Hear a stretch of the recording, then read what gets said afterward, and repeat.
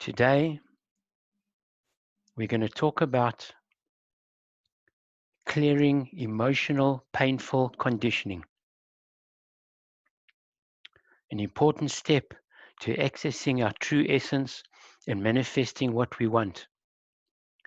What is conditioning? How do we get conditioned? Why is it vital that we become aware of limiting beliefs that we have that are holding us back, stopping us from achieving what we want? We'll also understand how powerful conditioning is and how to clear emotional, painful conditioning.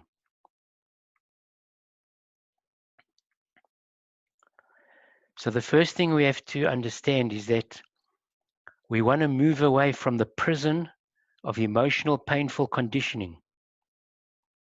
Conditioning from the past can be very, very painful. It can demoralize us, control us, limit us, block us from achieving what we really want. And painful conditioning from the past imprisons us, stops us from accessing our potential, also stops us from uncovering our true essence.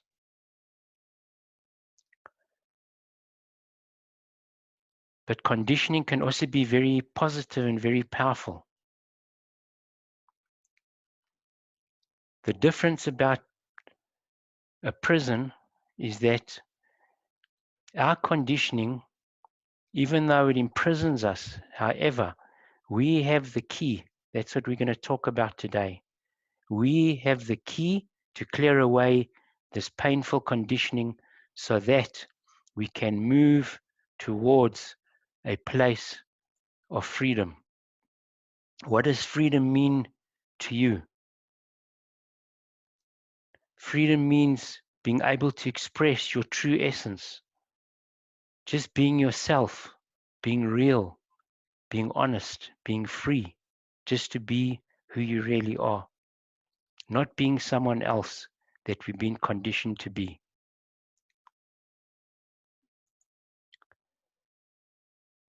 Let's first talk about energy and creative power and how this links to conditioning. In my previous video called Pathway Back to the Garden of Eden, I spoke a lot about learning to take control of our power, our energy, which is a key factor, a key back to enlightenment. So the whole purpose of clearing away limiting past conditioning is to free up energy and also to help us to take control of our power and our energy. That's why we want to be clearing emotional, painful conditioning. As we do this, it frees up our energy. So let's talk about what is conditioning actually. Conditioning is things we do automatically without thinking about it. We get conditioned to do things automatically. And how do we become conditioned? We learn through repetition till something becomes a habit and it becomes automatic. Now, these could be behaviors, but they could also be emotions, which we'll come to. So, for example, learning to drive a car, playing a musical instrument, walking, the languages we speak, our accent, the type of food that we eat, everything that we've been exposed to as we were growing up has influenced and conditioned us.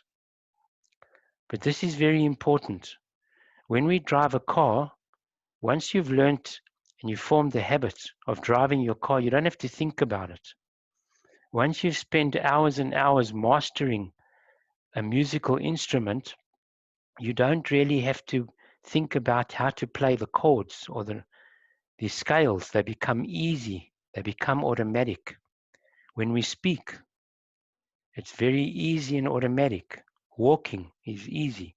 But we went through a process, through repetition, that eventually formed the habit, and we get conditioned. So it's very important to understand that once we get conditioned, our conditioning is running automatically on automatic pilot, and we're not even aware that we've been conditioned most of the time. So where does conditioning start? We get conditioned as babies and young children. When we are born and we are a baby, we are totally dependent on external circumstances for our survival. So I like to use the word energy. In order for us to survive, we need food, we need to be taken care of. We basically need energy from people around us. And this energy can be in the form of food, it can be in the form of being cared about, looked after, protected. Now, let's take an example. If a little baby is very expressive, very excited, vocally, often expressing a lot of noise, moving around freely, if the adults in this baby's life are not comfortable with the freedom and the excitement that this baby is expressing, what can happen is that the adult can scream at the child or force the child to stop expressing itself, stop moving around, and stop making all these free noises and sounds that the baby makes. It can get to a point that if the baby carries on doing this and the adult keeps screaming at the child, at the little baby, eventually what happens is that the baby learns that when it expresses itself freely and shows its excitement, it actually starts to realize that it creates pain, emotional pain for the baby, because the adult around the baby who's not comfortable with this screams at the baby, makes the baby feel terrible, and eventually what happens, the baby learns to suppress its excitement, to suppress its freedom of movement and just being itself and expressing itself freely. Because it learns that if it expresses itself freely and makes all these noises freely, it learns to believe, it gets conditioned to believe that that's going to cause the baby pain. So what does the baby eventually do? The baby just suppresses its freedom. It suppresses itself from moving freely, from just speaking, in fact, just using its voice and expressing its sounds in a beautiful, free way. It learns to suppress this free expression of itself. And what basically happens? We from our past have also learnt that when we behaved in certain ways, we experienced emotional pain. So we learned to suppress ourselves in many ways. How does this affect us in later years? When we get into a position where we need to be expressive, we need to be free, we need to just express our excitement and just being ourselves, we actually battle to do that. And many times we're not even aware that of why we're actually battling to do this. And many times we will turn down promotions, we will turn down opportunities to express ourselves because we believe it's going to cause us emotional pain. So we have to understand that we get conditioned from when we're young. Why? We don't really have a choice because we are totally dependent on people around us for our survival. So we have to give up our freedom of choice.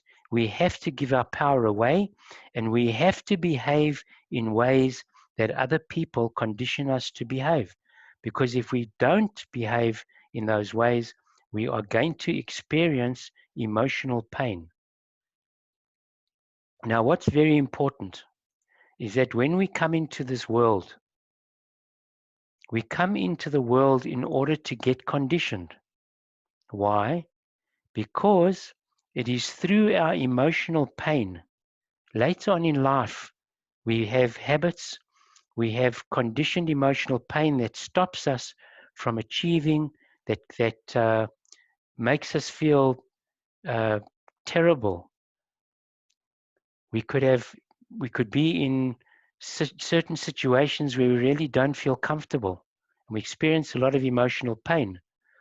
But hopefully we get to a point where we make a decision to actually get rid of this emotional pain in order to have more freedom in life.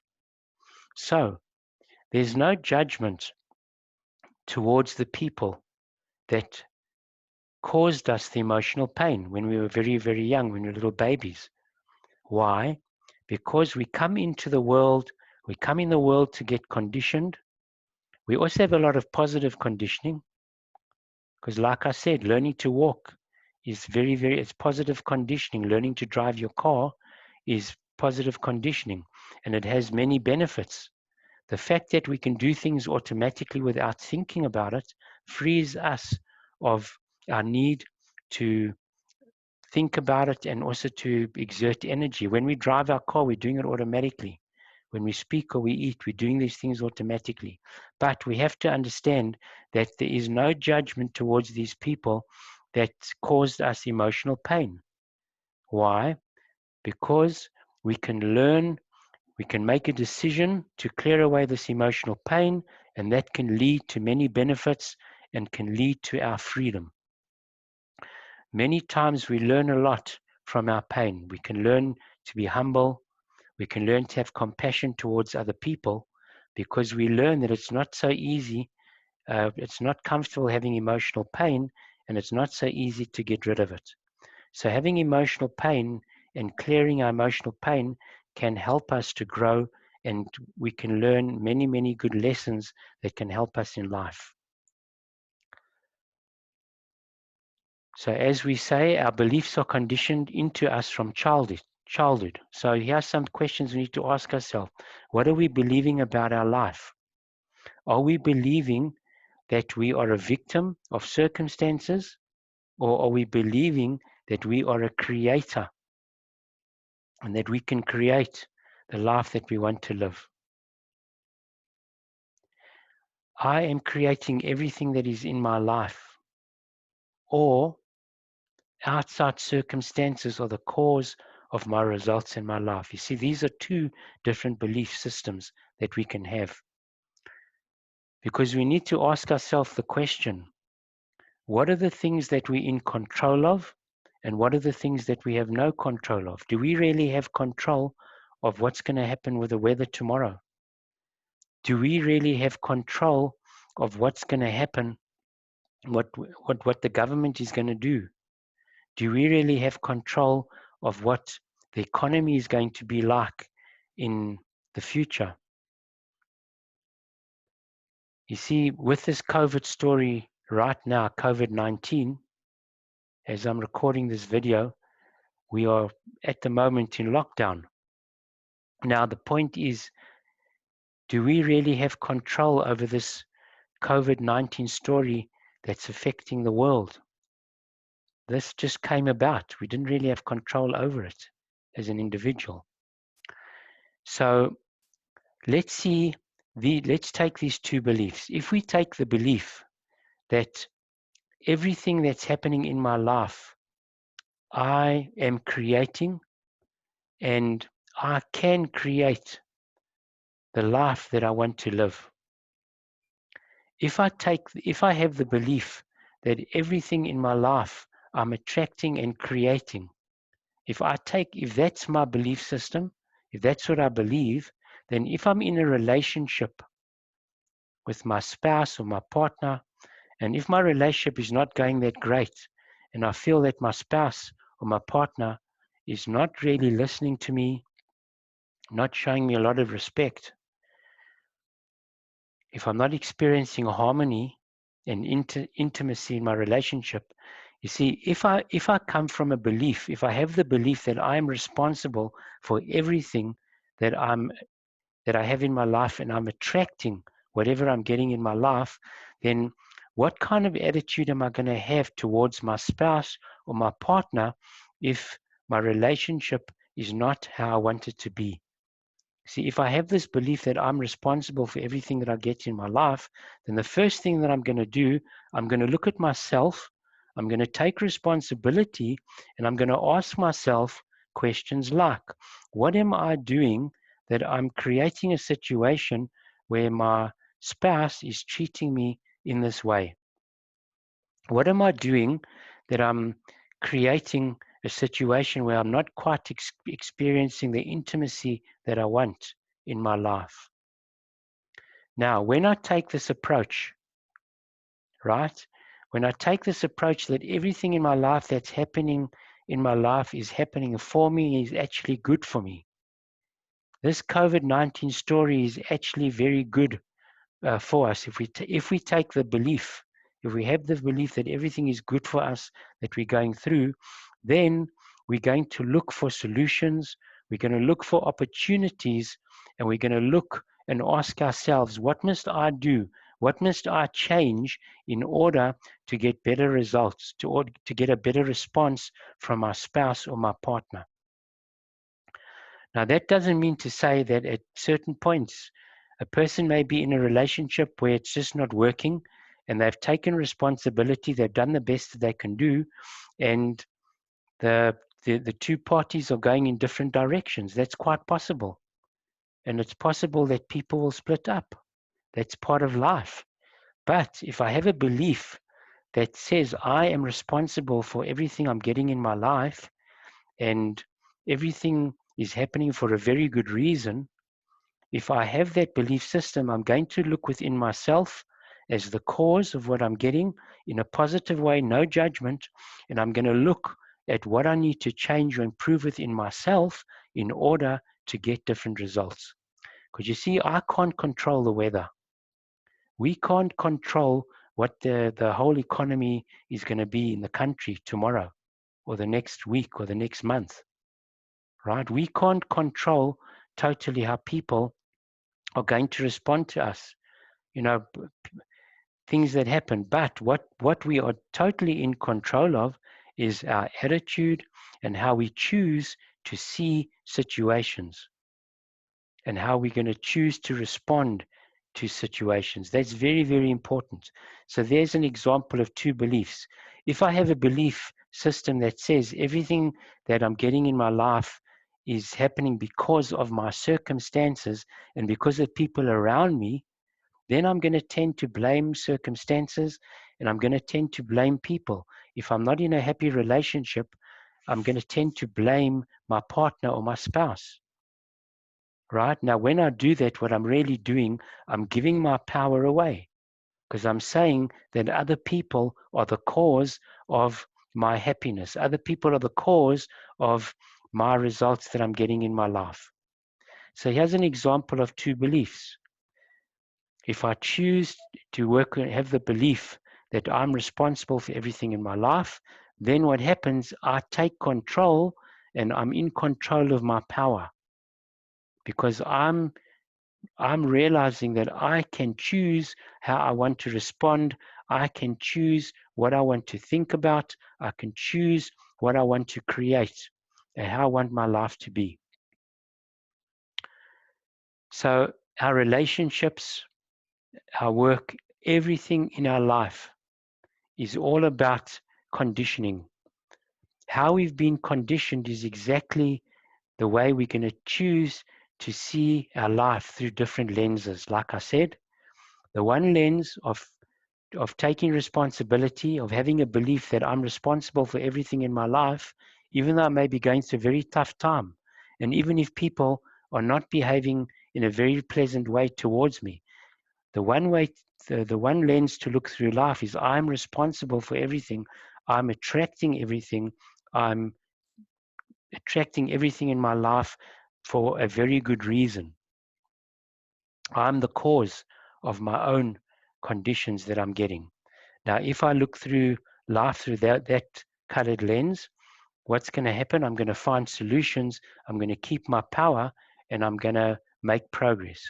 If I look through the lens of life, a different colored lens, where I believe that everyone else is responsible for my happiness, everyone else is responsible, circumstances are the cause of what I'm getting in my life. If that's my belief, right, then I'm going to wait for circumstances to change or for people to behave differently in order for me to feel happy. If my work situation is not working out, right, and if I believe that it's my work's fault for what I'm going through, then I'm going to blame my work situation. I'm going to blame other people.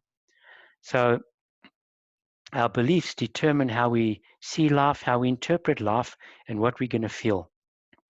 How's our attitude towards mistakes? What belief? How have we been conditioned about mistakes? Are mistakes good and healthy, or are mistakes bad and lead to feelings of rejection? You see, if I have a belief system that it's okay to make mistakes and it's good to have courage to step out my comfort zone, and mistakes are fine, I can learn from them, then I'm going to be willing to step outside my comfort zone.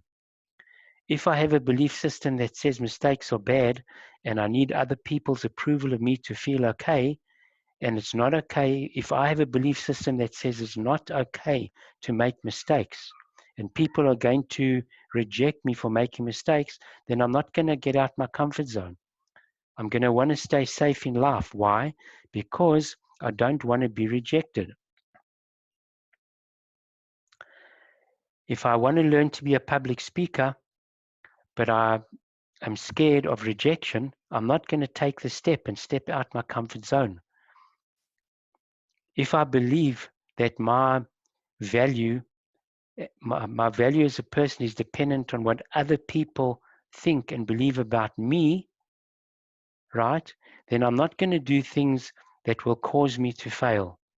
If I have the belief system that I believe that my true essence is abundant value and that my essence is pure love, infinite value, if that's my belief system, then I'm not going to depend on other people to make me feel okay about myself. See, these are two different beliefs. The one belief system is that I believe my essence is abundant value, pure love, infinite value. That's the one belief system. The other belief system is that I'm not okay, I'm not worth much, and I need other people's approval of me to feel okay. Therefore, the one belief system is saying that I will only feel okay if other people value me and like me. The other belief system says I am of infinite value. I am infinite value. I am of tremendous worth. I don't need other people's approval of me to feel okay. Why? Because my intrinsic true essence is infinite value itself. Now, if I'm coming from that belief, then I'm going to be willing to get out my comfort zone. I'm going to be willing to try and become a public speaker if it's very scary in the beginning. So these are examples of how our beliefs affect us. How does our beliefs affect us in sport, as an example? If I really believe that I can achieve my goals, then I'm going to behave in a way that will support that, because our beliefs actually determine how we feel and think, and how we feel and think determine how we behave, and our behavior determines our results. So if we have a healthy belief system about ourselves, if we really believe that our essence is true value, if that's really what we believe, then we are going to behave in a way that supports that belief system. Here are some examples of beliefs. Also, how will I behave in relationships? If I have a healthy belief system, a good self-image, if I believe that I am a being of infinite value, then that's how I'm going to behave. I'm going to behave in a positive, calm way when I'm amongst people, and I'm going to attract the type of relationship that I want. If I believe I'm not worth anything, I'm not going to attract a relationship of deep value. So it all comes down to our beliefs, how we've been conditioned. Here are some examples of beliefs. Many of us have been conditioned to believe that money is the root of all evil. Now, how are we going to approach creating an abundance of money if that's our belief system? If we believe that money is the root of all evil, then we are going to push money away. We're not going to have an abundance of money. Why? Because we're going to feel bad and we're going to feel that we are evil. Having plenty money means I've done something unethical to get the money. If that's what my belief system is, then I can set goals. I can set goals to have an abundance of money and to be financially independent. But if I have an ingrained belief in my subconscious mind that's telling me that I'm going to feel that I did something wrong, if I have plenty money, then I'm going to push the money away. I'm not going to be able to attract money. Why? Because in life, we are motivated to move towards pleasure, and we're motivated to move away from things that cause us emotional pain. So if I have a belief system that says I'm going to feel emotional pain when I have money because I'm going to believe I've done something unethical, then I'm going to push money away. I will not be able to attract money to me. Why? Because having an abundance of money is going to trigger that belief, and I'm going to feel emotional pain. If I'm communicating in social situations is uncomfortable, if that's a belief that I have running, that every time I'm in social situations and I need to communicate and I'm going to feel uncomfortable and it's not a nice environment to be in, if that's my belief system, then what's going to happen? That's going to trip me up. Because every time, whether it's work situations where I need to socialize before I'm doing a presentation, or if I'm in a social situation and I want to meet people to get into a relationship, what's going to happen? If I have a belief system running that it's painful and uncomfortable to socialize, then that belief system is going to it's going to come into effect on automatic pilot, and just having that belief system is going to cause me emotional pain when I'm in social situations. What about the belief system that says it's not good and okay to want to experience sexual pleasure, or people who masturbate are bad? Now, if I have that kind of belief system that it's not okay to experience sexual pleasure, what's going to happen? Sexual pleasure is a basic natural need. It's a basic natural need. As young kids, when we grow up, it's a natural need to masturbate. Now, if I have a belief that it's not okay to experience sexual pleasure, I'm going to feel guilty. What happens if I have that kind of belief? I'm married or I'm in a relationship with my partner, and I have an ingrained belief in my being that says it's not okay to experience sexual pleasure. So what's going to happen? That is going to stop me from having deep intimacy. It's going to stop me from expressing and experiencing deep love for my partner or my spouse. What about, let's look at the opposite. Let's have a look at if we have positive beliefs about the above. So what happens if we have a very, very healthy belief that it's healthy and okay to have an abundance of money? What happens if that's our belief system? If we have that kind of belief system, then we'll find it very, very easy to attract money to us. And we'll find that we'll get into situations where there are opportunities for us to create wealth. Money is good and money is healthy, and it's okay to have an abundance of money. Isn't there a lot of good things we can do with money? We can give to charities, we can give to our families, we can have a good quality life. We can look after ourselves, we can have money to take care of our needs and our wants. Eat good, healthy, quality food. Buy the things that we want. Go on holiday regularly. So money is good. Money is very, very good. It's okay to have an abundance of money. Having plenty money means I have done good. I deserve to have good money. Point number 2. What if my belief system says that my essence is infinite value and it's okay to have money, and because my inner being is energy and power and abundance consciousness, therefore having money is just a reflection of my inner being.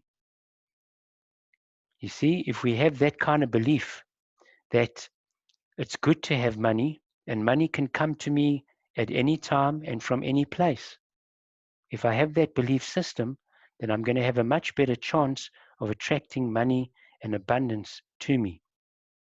What happens if I have the belief system that I love socializing, meeting people is wonderful, I'm comfortable in social situations, I love meeting people, I have a lot to give, I enjoy learning from people, and it's good and important to meet and network with people in order to add value and to progress in life. You see, it all depends on our belief system. If we have a belief system that says, I really enjoy being amongst people, I'm comfortable amongst people, and I love being in social situations. If I have that as an ingrained belief system in me, I'm going to communicate far more easily. I'm going to be able to listen when I'm in social situations, and I'm going to recognize opportunity and also add tremendous value. What happens if I have the belief that it's okay and very, very important to experience sexual pleasure? In my very first video that I created called Pathway to Back to the Garden of Eden, I highly recommend that you watch that video, because in my life, I learned to overcome lots of negative, bad conditioning around sexual pleasure. And in that video, I actually explain how we can use our sexual pleasure, our sexual energy, to actually get in touch with our true essence. And that's why I called it a pathway back to the Garden of Eden. What happens if we have a belief system that says it's healthy and very, very important and okay to experience sexual pleasure, and also to express the pleasure that we experience? If that's our belief system, how will we behave when we're in a relationship? That will help us to experience deep intimacy, because sexual pleasure and feeling okay about sexual pleasure is very, very much a part of expressing deep love to someone that you're in an intimate relationship with. What if we have the belief system that it's healthy and it's okay to masturbate? I also spoke about that in that video on Pathway Back to the Garden of Eden. I spoke about how we can get to a point where, unless we're having children, obviously then it's important we're going to ejaculate. But we can get to a point where we can masturbate and experience incredible blissfulness, where that pleasure can help us to grow spiritually. That's what I covered in that video. So what happens if we teach our children that it's okay and very, very natural and normal to masturbate? Sexual pleasure is a strong need inside of us that wants to be satisfied.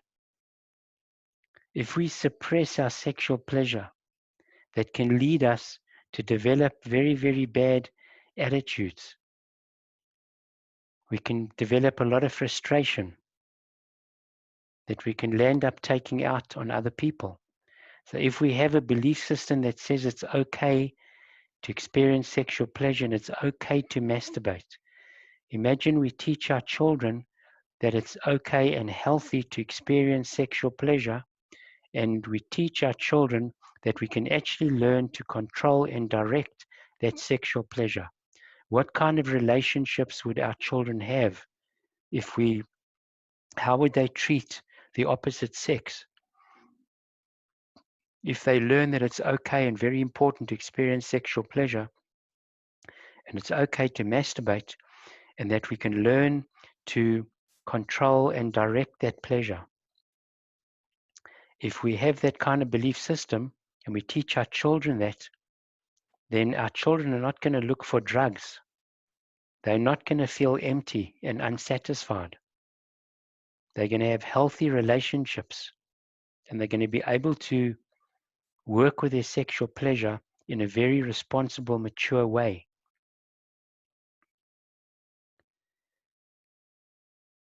So those are some examples of beliefs that we have. So our conditioned beliefs, as we've seen, can support us or they can limit us. If a child has a very healthy attitude about sexual pleasure and about intimacy, and they feel okay about discussing this with parents, with adults, how important is that for the child to be able to speak about what they're really, really feeling? So, our conditioning comes through repetition. We do something enough times, it becomes a habit, and then it becomes automatic. Also, from an emotional point of view, as I explained with little babies when we're growing up, when we experience certain emotions and we experience them enough times, what happens eventually, they become a habit. They become automatic and they become ingrained. Many times the pain that we experience through our conditioning is so painful, so demoralizing, so demotivating that our pain gets buried inside us. And many times we're not even aware of that pain, but we just behave. For example, we could have a situation where we feel so uncomfortable in social situations that all we do is we keep quiet. We don't really talk too much. We don't say much. Why? Because it's easier just to keep quiet than to speak out and to express what we're feeling and to speak our truth. Why? Because maybe we learned, as I mentioned earlier on as a little baby, we learned that it's not okay to express ourselves and to just be real. So what do? We just behave in a very quiet way to avoid the pain of speaking out. Our conditioning is so powerful that it kicks in automatically. That's why we have to work on clearing away our conditioning. Whatever emotional pain we have in our life that's running at the moment, whether it's limiting beliefs about having lots of money in life, whether it's limiting beliefs about relationships, about emotional pleasure, about sexual pleasure, whether it's limiting beliefs about starting our own business or making progress in our career, in our job, whatever emotional limiting beliefs we have to make a decision to clear them away. Because what do our limiting beliefs do to our power and our energy? They drain us.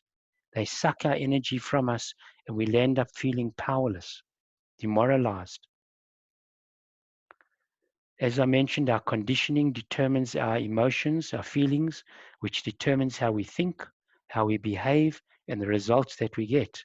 So if we want to get different results, we have to change our conditioning.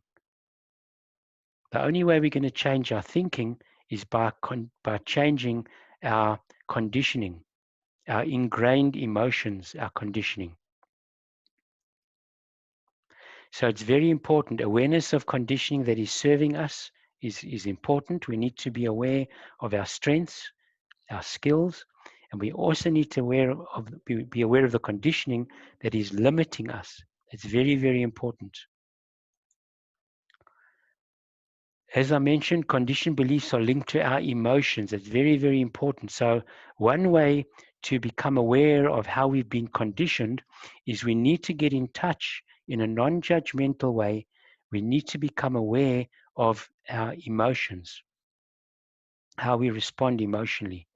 So here are some ways that we can become aware of our emotions. We can help us identify our limiting beliefs. One way is that we can take some of these words and just write a sentence. For example, take the word life is, take a piece of paper and a pen and just start writing what comes up. Without judging it, whatever comes up, just write it down. Whatever comes up. Life is exciting.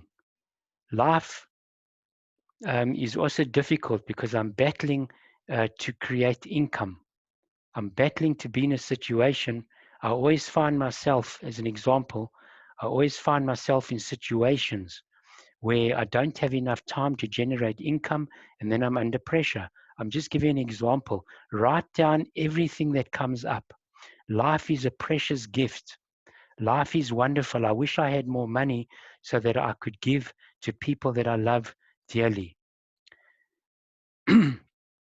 Now you'll notice as you just write what comes up, you'll find emotions that start coming up. And as these emotions start coming up, you'll start to identify the good beliefs that you have and the beliefs that you need to clear away. Having plenty money is, that's another example. Just write down, having plenty money is easy, or having plenty money is difficult.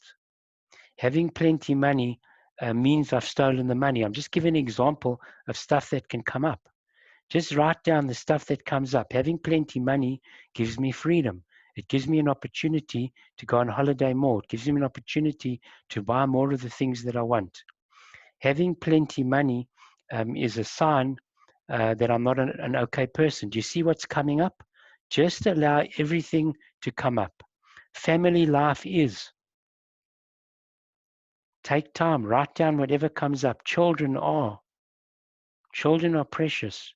Children are beautiful. My future is. So just take some time, take a piece of paper and write down what comes up. And in life, if we want to make progress, we have to be willing to look at our conditioning. If we want to access our true essence, if we want to have really happiness in life and to have inner peace, we really need to become aware of our beliefs that are serving us and the beliefs that are getting in our way, and we need to clear them out. And it's not so easy to identify the beliefs and to clear them out. It can be a painful process. But if you have the tools to do it and you overcome limiting beliefs, you'll experience a lot of joy and a lot of freedom. Another process that helps us to uncover beliefs and also to help us to understand what our goals and what our motives are is to do some self-evaluation. So here's something that you can do, and you can add to these statements. You can rate yourself. You read the statements, each one, and just rate yourself. Take some time and rate yourself and see what you can learn from these statements. I am happy with the progress I'm making in all areas of my life. Yes, is that true? Is that kind of true? Or no, it's not. So on every one of these statements, read them and just rate yourself. Yes, that's true. That's kind of true, or no. I'm financially independent. Is that true? Yes, I'm financially independent. Kind of, or no. Once you've done the self-evaluation, you can go through, see how you've rated yourself, and ask yourself, what changes do you want to make? What beliefs are running that are stopping you from making more progress? And what goals do you want to set based on what you're learning? I enjoy the deep intimacy I have in my relationship. So what comes up for you? If you're not in a relationship, maybe you want to get into a relationship. What comes up for you? Maybe things will come up that it's difficult for me to show my feelings to someone that I love. You see, there could be a belief running that it's difficult to show my feelings. I'm in good physical health. My life has meaning and purpose. I'm physically fit. I'm consciously aware of my true essence. I love my work. I'm adding the value I want to add. I'm able to rest when I choose to. So once again, just rate yourself. Yes, this is true, kind of true, or no, it's not true. And then what do you want to do about it? What are you learning about it, about yourself? I'm in good physical health. My life has meaning and purpose. I'm physically fit. I'm excited about my life. I'm learning about new things. I have time to do the things I enjoy doing. I'm able to give as much as I choose to. I am motivated to achieve my goals. I'm creative and see opportunities. I see mistakes as opportunities to grow and progress.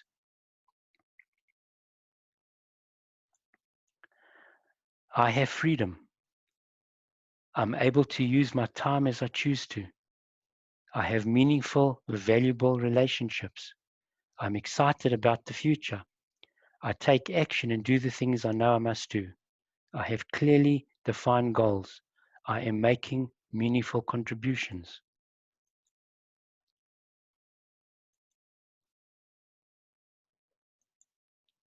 I welcome change. I create change in my life. I'm able to achieve my goals. I'm proactive. I always accept personal responsibility for everything in my life. I can create and manifest what I want in my life. I'm open to introspection. Now, As a Man Thinketh by James Allen, a fantastic book. I encourage you to actually get the PDF. You can get it off the internet.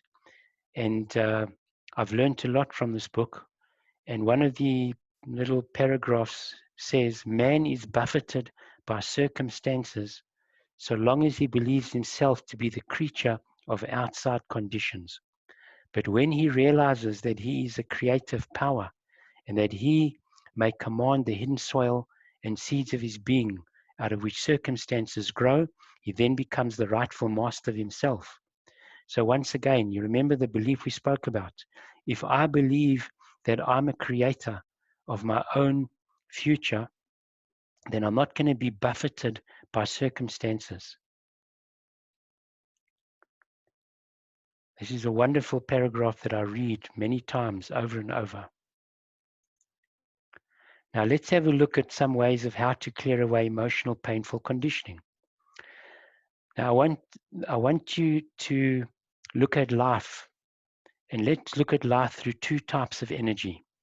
Number one, there's external energy, and number two, there's internal energy.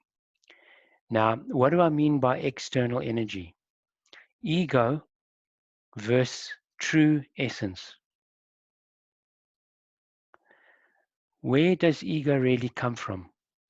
You see, if I am relying on external energy, like I said, when you're a little baby, we have to rely on external energy.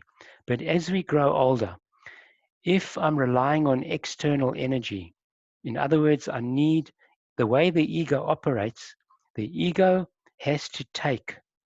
It has to take from others.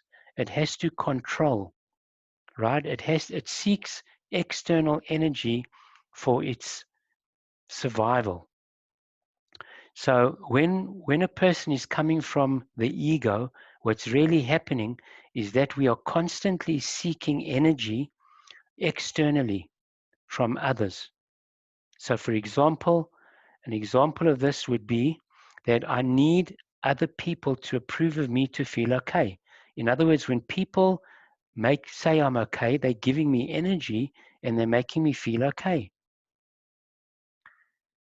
If I need to be constantly, I need validation from other people, to make me feel okay, that means I'm coming from a place of seeking external energy.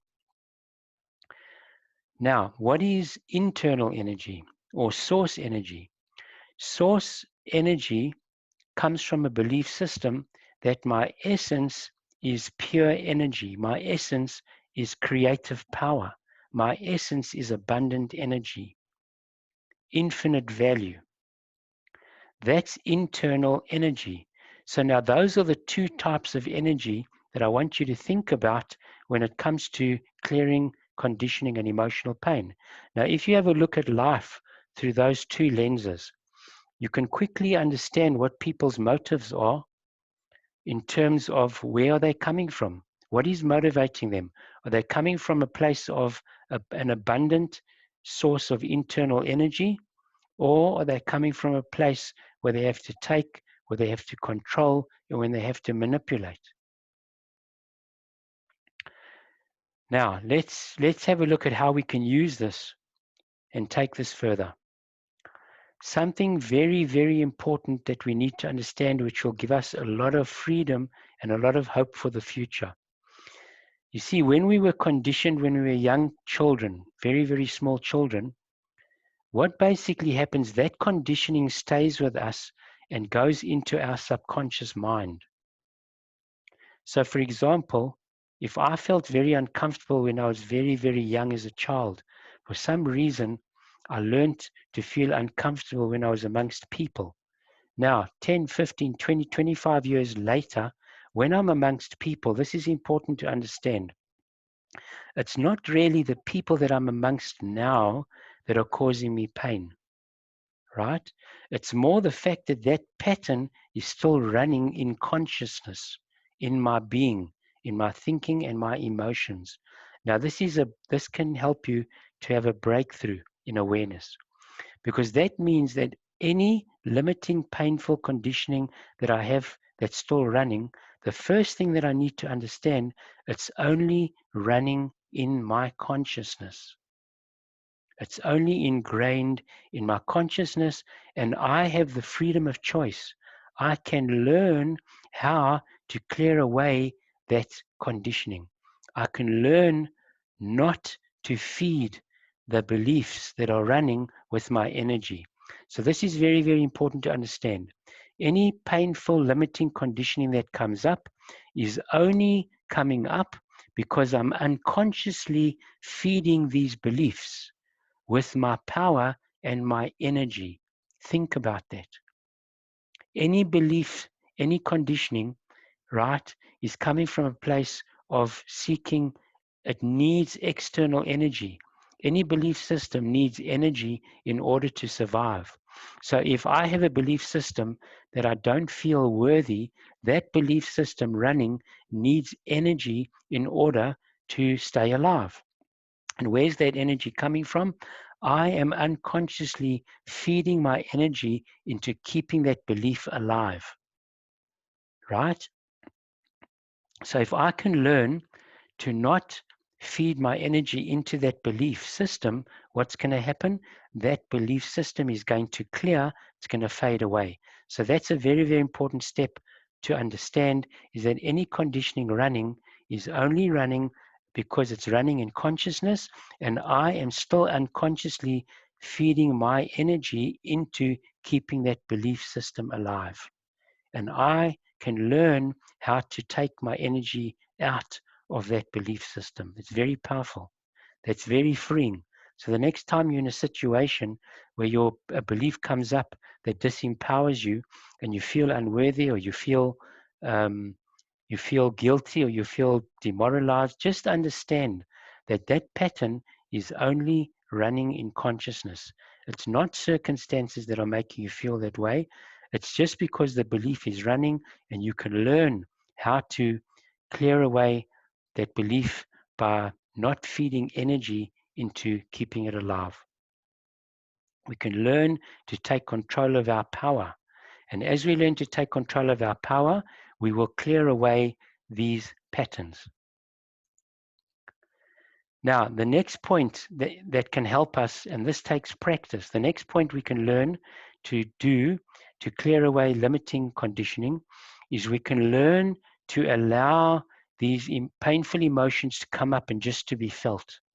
Now, when we grow up in life, we are taught to suppress our emotions. But one of the ways to be free and to clear away painful emotions, whatever they are, guilt, fear, frustration, anger, unworthiness, whatever emotions come up that are limiting us, we must learn to feel these emotions. So what you can do is take some quiet time and just be aware of what's coming up. Tune into your body and just be sensitive and learn to tune into your emotions. And if you find that feelings of unworthiness are coming up, you may even see that certain people come up that are linked to these emotions. And what you want to learn to do, just allow yourself to feel these emotions. Don't get involved in the story about the emotions. Just allow yourself to feel them. And you'll find if you really feel these emotions, they will actually come and they will go. And once these emotions go, you'll find that you'll start to feel more energy and more power. Another process that you can learn to do, which will help you to clear away limiting emotional conditioning from the past, is that we need to learn to take control and to direct our energy. And one way to do this is to learn to work with your sexual pleasure. You see, your sexual pleasure is very, very powerful. It's a very, very powerful energy. Why do I say this? Try not to have intercourse or try not to have sexual pleasure or masturbate. Try not to do that for a month or 2 or 3. See if you're able to do that. It's very, very difficult. So something we can learn to work with. We can learn to work with our sexual energy, our sexual pleasure, where we can learn to control and to direct the sexual energy. I spoke about that in the video called Pathway Back to the Garden of Eden. And the way that you do this is you take some quiet time, and what you do, you gently activate the sexual pleasure. And what you want to learn to do, just learn to work with your sexual pleasure, where you can actually learn to control it in a way where you are able to direct the sexual pleasure. Now, each one of us are made up of masculine and feminine energies. The masculine energies are more grounded type of energy, whereas the feminine energy is more a flowing, moving type of energy. And as you practice and take time and work with your sexual energy, you will find that you'll be able to tune in to your masculine energy and you'll become sensitive to the feminine energy. And the secret, one of the secrets that you want to learn to do is to learn to get the masculine and the feminine energies to connect and to become one. As you learn to do this, you'll find that your energy will start to build inside you. Also, as I'm suggesting, some of us may have some limiting conditioned beliefs about sexual pleasure. You may feel guilty, or you may find it very difficult to pleasure yourself and just to start to get in touch with your energy. You can even do this with your partner. The key is to just gently feel your sexual pleasure. And what you want to learn to do, you want to gently cause the sexual energy to move downwards towards the base chakra, the base energy point. All of us have energy points inside ourselves. You want to learn to gently move that energy into the base chakra. And in the base chakra, the feminine energy, that's where the feminine energy is resting or waiting.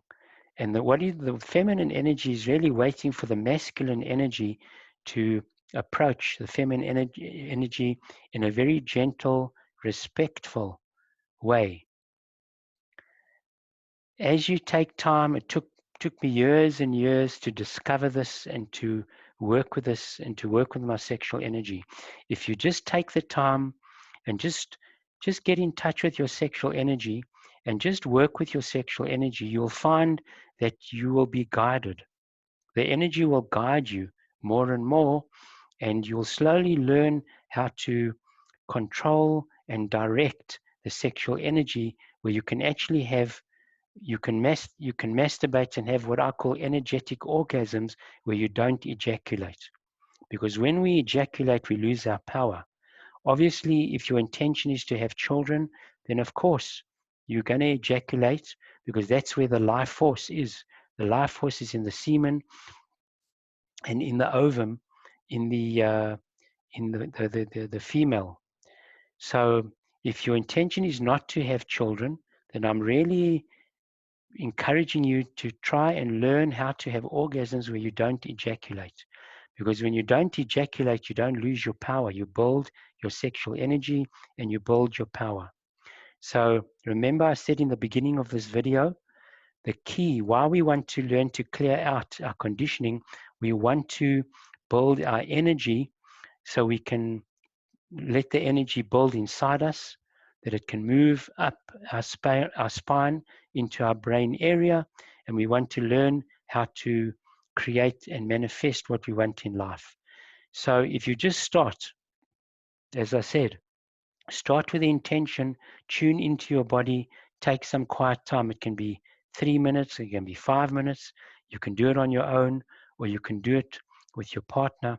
And you just gently tune into your energy and just gently become familiar with your masculine and your feminine energies, and try and work on getting these energies to connect.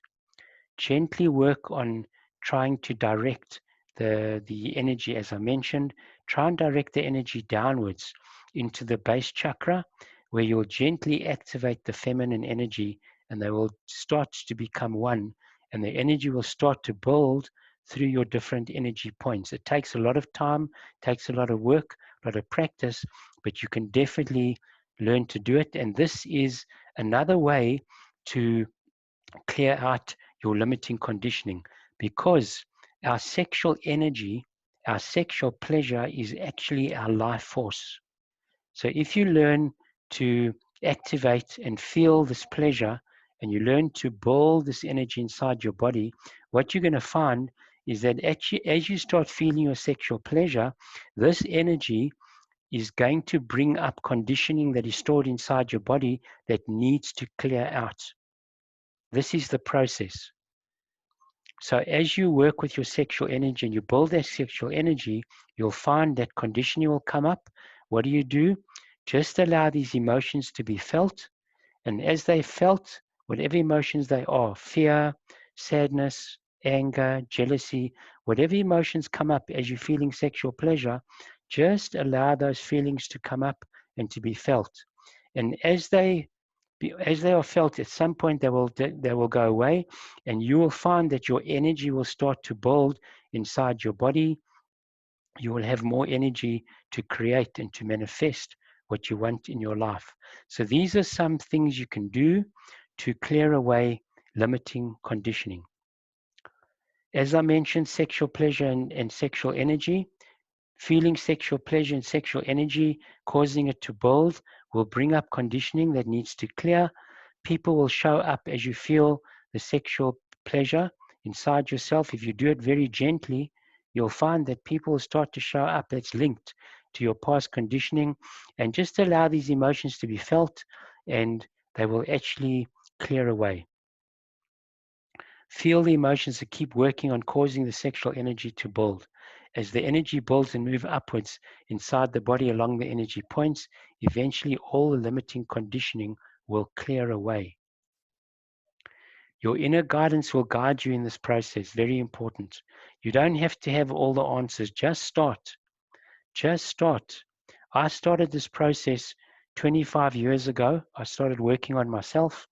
I worked on myself for about 18 years, my own personal development. It was only 18 years later that I started to uncover the power and the mystery of sexual energy and sexual pleasure and how you can use it to build your energy. And when I started, I had no clue of how to do this. I just started working on my sexual energy, and after months and months and years, I started uncovering these truths. But I'm giving you the answers. You don't have to spend years and years to try and discover the knowledge. I'm sharing with you that working with your sexual pleasure is a huge, huge, important pathway back to clearing conditioning and to experiencing harmony, peace, blissfulness, your true essence, and learning to have a life of meaning and purpose and abundance. So the key is to activate the sexual pleasure very, very gently. Just subtly, gently work with that energy, and you'll see you'll be guided.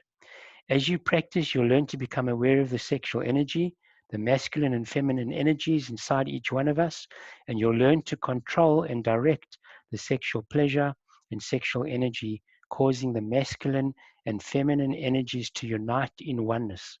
You see, why do we have so much conflict in the world? Why do we have wars? Why do we have rape?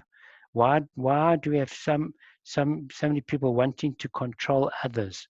The reason is we haven't learned to cause the masculine and the feminine energies to balance. If we learn to do that, we will have a lot more harmony. We'll have a lot more abundance in our own lives. We'll be able to create abundance, and we'll be able to give. There's more than enough in the world for everybody. We're living in a world of abundance, but we first have to take the time and we have to unite the masculine and feminine energy inside ourselves. And then once we do that, we can come from a place of giving, of wanting to help others, wanting to share, and we will see more union. We'll see more oneness in the world. As I mentioned, there's an abundance for everybody in the world.